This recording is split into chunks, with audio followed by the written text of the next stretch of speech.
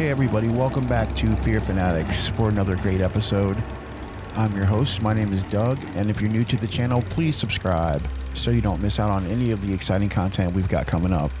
All of you other Fear Fanatics, please don't forget to like this video and leave a comment if you want to see more of this content coming up in the future. Now let's get into the video. Today we're going to be discussing serial killers you may not know, specifically Israel Keyes, a detailed account of his crimes, victims, and his capture.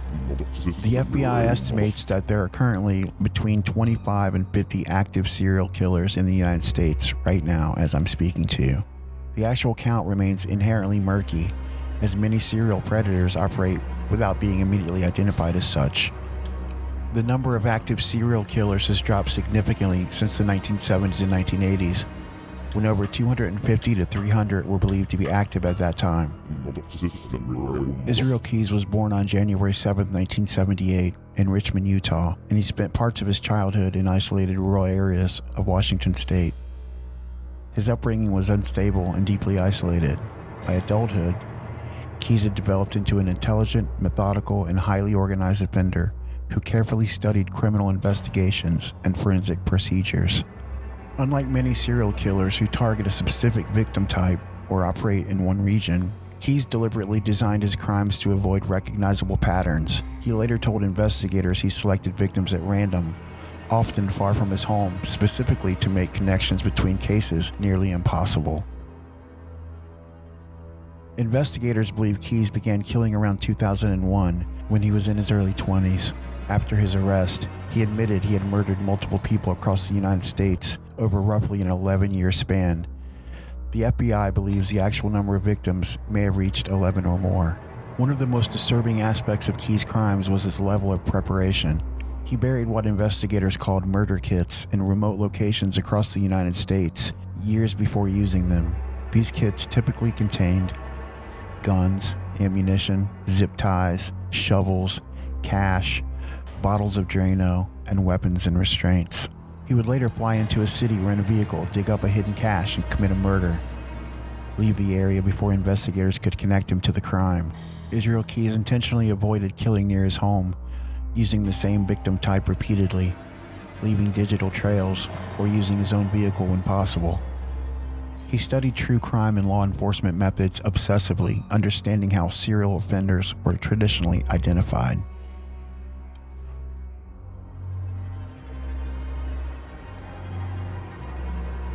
According to the Oddstops website, in June 2011, Keyes was driving to his brother's house in Maine when he stopped in Burlington. As I told you before, Keyes stored secret murder kits at various locations throughout the United States. 2 years prior, he had buried one of these caches in a large bucket near Burlington. Consequently, he decided to retrieve it. After retrieving the kit, he checked into the Handy Suites Hotel in Essex Junction. Keyes randomly selected the Currier home. Shortly after midnight, Keyes, dressed in black, switched off his phone, grabbed his backpack, and left the hotel to search for his next victim. While he was prowling the streets of Essex Junction, he came across 8 Colbert Street, which belonged to a middle-aged couple named William Currier and Lorraine Currier. Due to his experience in construction, he could tell by looking at the exterior that it had a simple open farm ranch layout. He also reasoned that the attached garage would be easier to enter. After creeping around the back of the Currier residence, he saw that there were no toys, bikes, or anything else indicating the presence of children. With a headlamp attached to his head, he cut the phone line and entered the garage via a side window. Once inside, he searched the couple's vehicle, readied himself, and burst into their bedroom. Keyes later described it as a blitz attack. The Curriers woke up confused and groggy. However, they complied with his demands to roll over onto their stomachs.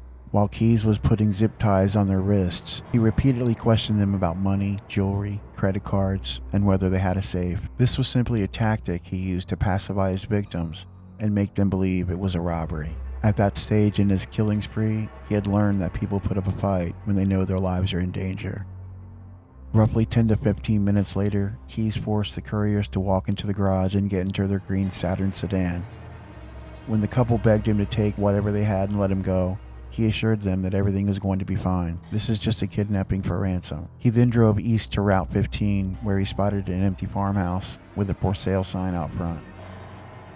After taking Bill to the basement and tying him to a wooden stool, he went back outside to get Lorraine. However, when he exited the house, he saw that Lorraine had escaped the vehicle and was sprinting toward the main road. Lorraine did not get very far as Keyes caught her and tackled her to the ground. He forced her back to the house and strapped her to a bed in the upstairs bedroom. Meanwhile, Bill repeatedly yelled from the basement, demanding to know where his wife was. Once Lorraine was secured, Keyes grabbed his gun and went down to Bill, who had nearly freed himself by breaking the stool into pieces. Angered and surprised that he was losing control, Keyes picked up a shovel and struck Bill on the head. However, the 49-year-old refused to go down. Consequently, he struck him again. When Bill fell to the ground, Keyes had little time to relax, as he soon heard his small propane stove falling over in the upstairs bedroom. Panicked that it might set fire to the house, he sprinted upstairs. After fixing the stove, Keyes was surprised to hear Bill yelling again. By then, he had grown so irate that he grabbed his gun, ran down to the basement, and opened fire. He later described how it felt like a lifetime had passed before Bill had finally stopped moving. Following the shooting, he was irritated that he had left so much blood at the scene, as he prided himself on leaving behind very little evidence.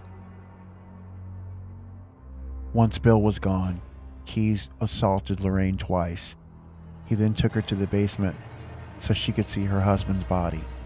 Realizing he needed to finish before sunrise, he picked up a piece of rope and strangled her. After removing the couple's restraints and pouring Drano over their bodies, he wrapped them in garbage bags, dragged them into the corner, and covered them with debris.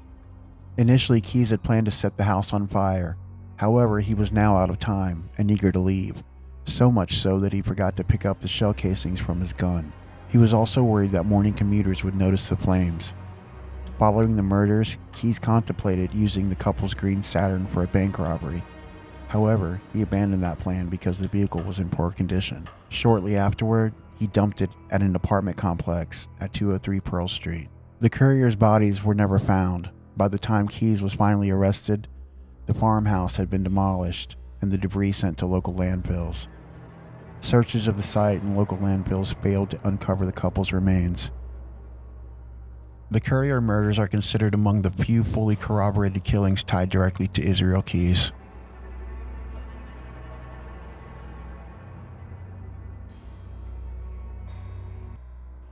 Another confirmed victim is Samantha Koenig, an 18-year-old barista working alone at the Common Grounds coffee kiosk in Anchorage, Alaska on February 1st, 2012.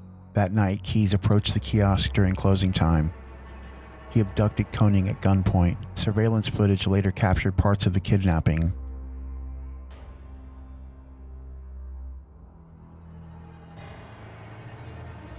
The stand stayed open later than many nearby businesses, something investigators later learned Keyes had specifically noticed while scouting locations. Shortly before closing, Keyes approached the stand wearing dark clothing and a mask. He displayed a handgun. He forced Samantha out of the kiosk and into his white pickup truck parked nearby. Surveillance footage later captured portions of the kidnapping and became one of the most recognizable images connected to the case. Investigators later learned Keyes had planned the abduction carefully. He selected a victim working alone. He chose a location with limited witnesses. He brought restraints and weapons. He had already prepared for interstate travel afterward.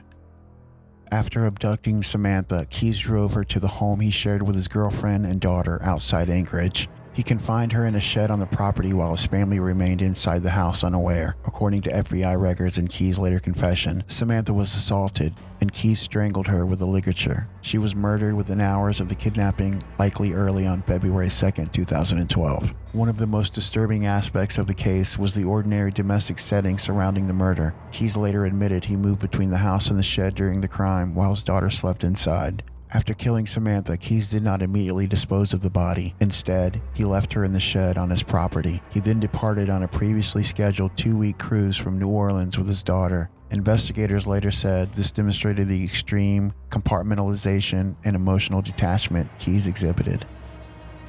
While Keyes was traveling, Samantha's disappearance became a major missing person investigation in Anchorage, Alaska.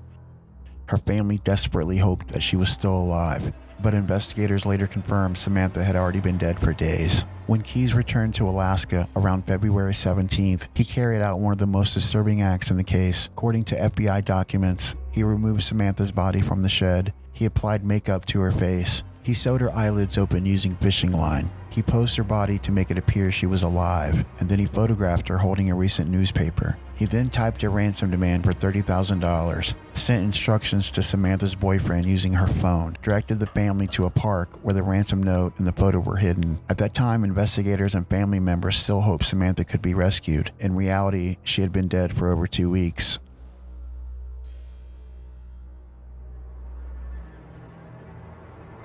After obtaining ransom money through Samantha's debit card and bank account, Keyes decided to permanently dispose of the remains. According to the FBI, Keyes dismembered Samantha's body. He placed the remains into bags. He drove north of Anchorage to Matanuska Lake. Because the lake was frozen, he used tools to cut a hole through the ice. He dumped the remains into the lake beneath the frozen surface. This disposal method reflected several aspects of Keyes' criminal methodology: remote environments, difficult recovery conditions, water disposal to destroy evidence, geographical isolation. The FBI later recovered Samantha's remains from the lake using specialized underwater recovery teams. On March 13, 2012, Texas authorities stopped Keyes in Lufkin, Texas, after locating the vehicle associated with the ATM activity. Inside the car, investigators found Samantha's debit card, her cell phone, cash linked to the withdrawals, and disguises used during the ATM transactions. That traffic stop ended one of the most extensive unidentified serial killer cases in modern American criminal history.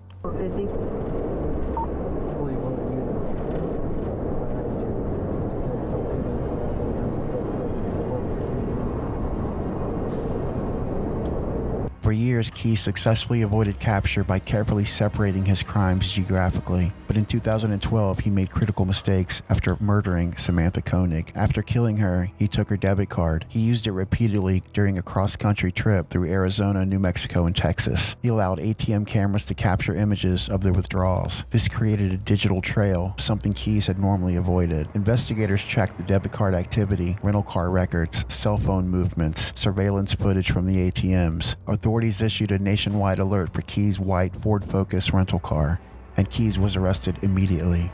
After his extradition back to Alaska, the FBI conducted dozens of hours of interviews with Keyes. During questioning, he admitted to multiple murders. He described murder kits and long-distance travel. He mocked investigators at times, and he deliberately withheld names and details. He negotiated for reduced media attention in exchange for cooperation. Investigators became convinced that Keyes was unlike most serial killers they had encountered because he had no consistent victim profile. He committed crimes in many states. He planned crimes years in advance, and he understood forensic countermeasures extremely well. FBI agents later stated that if he had not used Samantha Koenig's debit card, he may have continued killing undetected for years. On December 2, 2012, while awaiting trial in Anchorage, Alaska, Keyes died by his own hand in his jail cell. After his death, investigators discovered a suicide note and drawings beneath his mattress.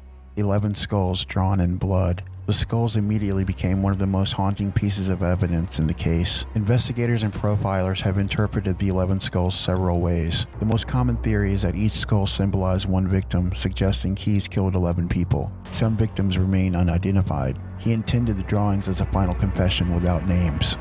Even today, investigators continue comparing his travel records against unsolved disappearances across the United States. The full extent of his crimes may never be known. Please help the channel grow by subscribing. You can also be a huge help by liking the video and commenting. If you like these videos, visit our channel to browse other content and hit the notification bell to get notified every week when we upload a new video. Until next time, sweet dreams and happy nightmares.